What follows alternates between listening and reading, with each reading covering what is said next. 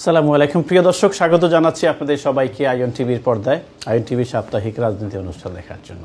কথা বলার জন্য আমার পাশে আজকে 4 জনের পরিবর্তে 2 জন সম্মানিত অতিথি আছেন। ডক্টর মুজিবুর রহমান, যিনি কথা বলবেন জাতীয়তাবাদী দল বিএনপি থেকে, এবং কথা বলবেন জনাব আমিনুল ইসলাম মাহবুব জামাত ইসলামী থেকে, যিনি আমাদের সাথে আজকে কথা বলবেন। আপনাদের সাথেও কথা বলবো। স্পেশালি আমরা কথা বলতে চাই আজকে জুলাই জাতীয় সনদ গণভোট, এই গণভোটটা কখন হওয়া উচিত, এবং এই গণভোট যদি আগে হয়ে যায় সেটি কি আপকামিং নির্বাচনের জন্য একটি অন্তরা হয়ে দাঁড়াবে কি না। আমি প্রথমে যাচ্ছি ডক্টর মুজিবুর রহমান, আপনার। প্রথমত দেখেন, এই গণভোটের ব্যাপারে আমাদের জাতীয় স্থায়ী কমিটির সদস্য জনাব সালাউদ্দিন সাহেব সহ আমাদের সিনিয়র নেতৃবৃন্দ বক্তব্য দিয়েছেন, এবং জাতীয় ঐক্যমত কমিশনে ওনাদের বক্তব্য ছিল।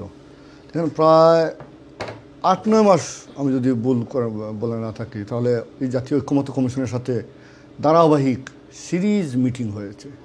কিন্তু আজকে জাতীয় ঐক্যমত কমিশনের সুপারিশমালা জুলাই জাতীয় সনদ বাস্তবায়ন আদেশ নামে যে একটা প্রপোজাল ওনারা অন্তর্বর্তীকালীন সরকারের কাছে পেশ করেছেন, এবং আমাদের জাতীয় স্থায়ী কমিটির সদস্য জনাব সালাউদ্দিন সাহেব কিন্তু যথার্থই বলেছেন, জাতীয় ঐক্যমত কমিশন অনৈক্য সৃষ্টি করে দিল আজকে। এটা গণভোট কিন্তু একটা অংশ।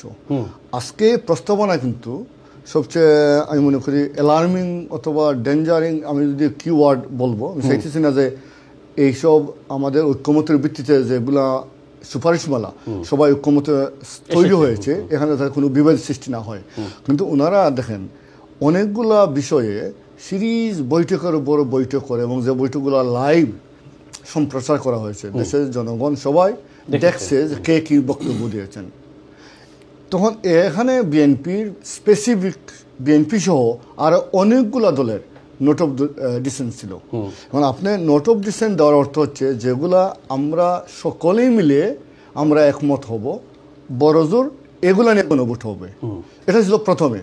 মানে আজকে এই বললাম যেটা, আজকের এই সুপারিশ দেওয়ার পরে এটা আরও মানে অ্যালার্মিং হয়ে গেল। এটাকে আরও, আমি মনে করি, এই যে ঐক্যটাকে ঐক্য বিনষ্টের একটা রাইট ওনারা দিছে যে নোট অফ ডিসেন্ট সহ, যেমন ধরেন 48টা বিষয়ে, এখানে অনেকগুলো সুপারিশ ছিল, 48টা বিষয়ে সংবিধান সম্পর্কিত যে রিলেটেড যে অধ্যাদেশগুলা অথবা নীতিমালা যেগুলা আজকে সবার সামনে পেশ করা হবে। তো যেসব বিষয়ে বিএনপি সহ অপরাপর আরও অনেকগুলা দল নোট অফ ডিসেন্ট দিয়েছে, তাহলে এগুলো তো আপনি অ্যাড করে হা অথবা নার ভিতরে দেন, তাহলে